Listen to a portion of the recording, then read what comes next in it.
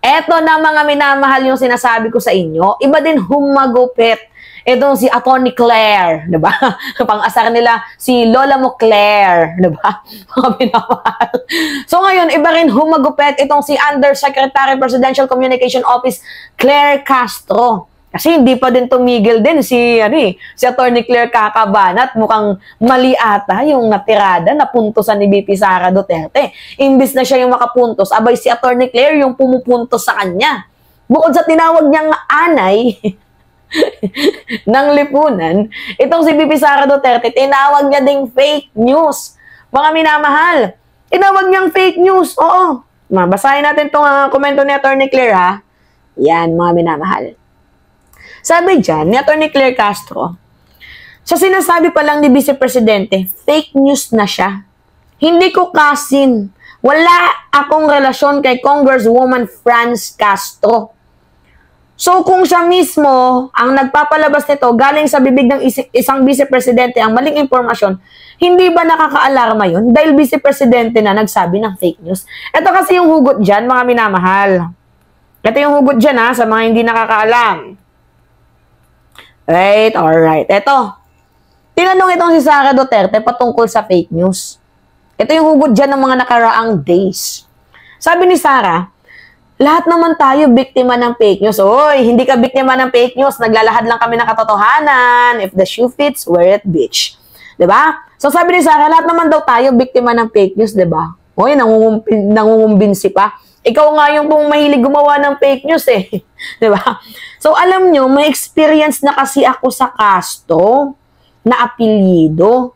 Yung Franz Castro, wala talagang maayos na lumalabas sa bibig ng babaeng yon. Siguro ko, itong pinsan niya, si Claire Castro, kaya ganyan din siguro, baka galing lang sila sa isang puno. Ngayon, rumisponde muna dyan sa Atty. Claire. Ang sabi ni Atty. Claire, pwede ba, huwag ka munang maging anay sa gobyerno? Ito yung responde ni Atty. Claire. Sa issue ng bigas din to, ha? Yan. Ito yung responde ni Atty. Claire. Sabi niya, Palasyo kay BP Sara, huwag maging anay sa lipunan sa issue ng murang bigas. Oh, yan yung unang banat ni Atty. Claire Castro. Hatak na hatak, no? Huwag sanang pairali ng crab mentality at huwag maging anay sa lipunan. Magkaisa tayo para matupad ng Pangulo at ng pamahalaan ang mga aspirasyon para sa taong bayan. Yan yung unang banat ni Atty. Claire, which is good. Ay, ibang atake ito, mga minamahal. Natutuwa ako sa na to, sa pinalabas ni Atty. Claire Castro na to. Real talk yun, malala, mga bes. Sobrang real talk malala yung ginawa ni Atty. Claire Castro. And then, hindi pa talaga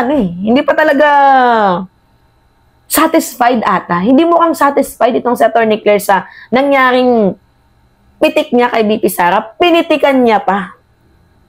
Ito na yung pitik niya, mga minamahal. Yan na yung pitik niya. Yan o. Yan. Ayun.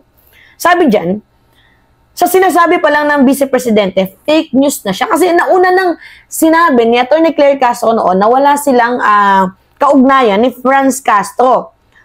Claire Castro, search natin mga minamahal, Castro, nilinaw. Nilinaw na di sila magpinsan ni Franz Castro. Nakita ko yan sa news article before. Ito, mga minamahal, pakita ko sa inyo. Wait lang. Nilinaw. Ito. Ito yung paglilinaw 2 months ago. Yan o. Sabi ni Atty. Claire Castro, PCO, USEC, Claire Castro says of Representative Castro, we're not sister. Diba? Hindi sila magkapatid, pero nakikita natin mga minamahal na yung layunin nila ay para sa bayan. I think magkaparehas lang sila ng pilido, pero hindi sila magkapatid. Pero sabi niya, ikinagagalak niya na yung mga Castro ay tunay na naglilingkod sa ating bayan. Now kasi, mga minamahal, gumawa ng fake news itong si BP eh. Diba? Sabi niya, baka paras lang daw ng lumalabas sa bibig ng babaeng yun. Yun. kay Franz, tapos dito kay, Attorney Claire. Paras lang daw lumalabas, baka daw isang puno. Ngayon, nagsalita itong si Yusek Claire. Sabi naman ni Yusek Claire, mga minamahal, ay, nawala na yung, yung article. Ipakita natin. Yan. Sabi ni Yusek Claire, sa sinasabi pa lang ni Vice Presidente, fake news na siya. At totoo naman na fake news itong ating VP. Matagal na. Diba? Tulad ng sinabi niya noon na ayaw niyang resign Bongbong Marcos as bigla niyang binawi. Diba? Na wala daw siyang sinabi. Rinig na rinig naman na sinabi niya na resign Bongbong Marcos. Sabi ni Atty. Claire, hindi ba nakaka-alarma yun? Dahil Vice Presidente nagsasabi ng fake news. Totoo mga minamahal, it's very quite alarming na coming from the second to the highest position, diba, ng bansang Pilipinas, magagaling yung mga fake news. Tapos, ayaw ni VP Sara na ginagawan siya ng fake news, siya mismo gumagawa ng fake news. Nagigets niyo yung punto natin, mga minamahal. Diba? Kung ayaw mong gawin sa'yo, please lang, huwag mo din gawin sa kapwa mo. Yun lang yung akin dito eh. Kaya, yung tirada ngayon ni Atty. Claire, masasabi ko talaga na, nayari na naman. Itong si VP Sara Duterte, nasampal na naman ng katotohanan. Tingnan nyo ang galing talaga ni Atty. Claire, no? Na paggamit niya ng reverse psychology. Diba? Yung to the point na sinasabihan nila noon na madilim daw yung martial law, ngayon naman ang responde ni Atty. Claire, hindi ba't mas madilim yung war on drugs? Di ba, nagigets ninyo, mga minamahal? Nagigets ninyo? So, ang bilis ng ginagamitan ni Atty. Claire ng reverse psychology. Di ba? Itong mga Duterte. Kaya nga, pikon na pikon sa kanya eh. At mas lalong napikon nung sinabi ni Atty. Claire na kailangan niyang gawin ang kanyang tungkulin dito sa ating bayan. Sabi ni Atty. Claire, ako kailangan kong ipagtanggol ang gobyerno kung ano yung mga magagandang nagawa nila sa gobyerno ng ating mga leaders, lalong-lalo na si Pangulong Marcos. At takdog ba ang magsabi kung ano yung nagawa at kung ano yung gagawin? Tama.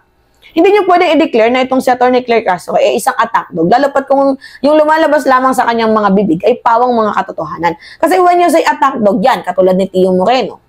Yan, katulad nila sa Sogando. Yan, katulad ni Trixie Cruz Angeles. Yun I think, kung ako yung tatanungin, yun I think, yung sinasabing attack dog. Diba? Attack dog ba yung depensahan, yung mga fake news na nanggagaling sa mga bumabati ko sa gobyerno at kay Pangulo? Kung attack dog ang tawag doon, siguro masasabi ko naman sa kanila mga garapata.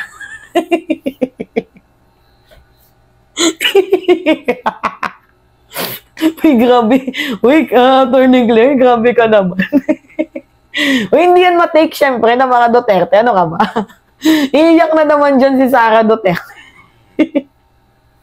Tinawag ba namang garapata? Uy, kahit ako Halos may matay na ako dito sa kakatawa.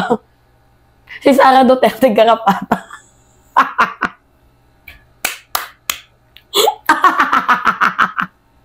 Yung ating VP garapata daw. Sabi ni Atty. Claire.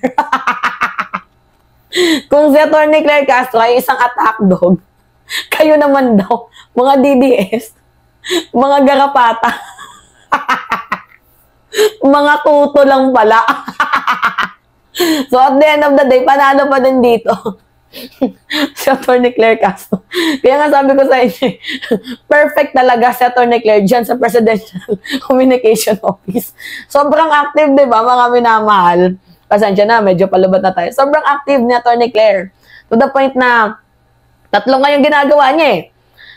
Tagapagtanggol ng ating presidente, tagalathala ng mga nagawa ng ating presidente, at taga-reverse sa mga ginagawa ng mga Duterte. Kaya napipikon sila eh. Kasi, parang nawawala na ng saysay yung mga vloggers ng mga Duterte.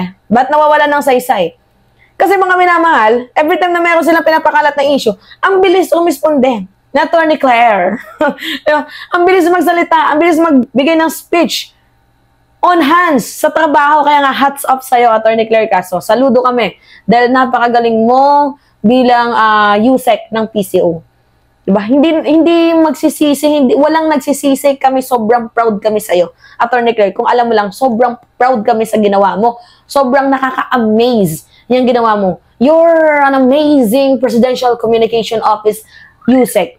Yan lang yung masasabi ko, mga minamahal. Kaya nga, at the end of the day, yung mga pinapalabas na issue ng mga DDS, talo sila. Kasi may Attorney Claire tayo na agad na rumiresponde sa bawat atake ng mga Duterte. Which is dyan sila napipikon. Kasi natatabunan yung mga highlights nila. Kasi merong agad-agad. Diba? Merong sinasabi. Merong response agad. Itong si Yusek Claire. Alright? Yun po mga minamahal. Anyway, it's me again, Alicia nyo. Nagbabalik ulit para sa ating panibagong video. Comments, like, and share. And also, don't forget to click the subscribe and hit the notification bell mga minamahal for more update. Yun lamang po at ingat mga kababayan.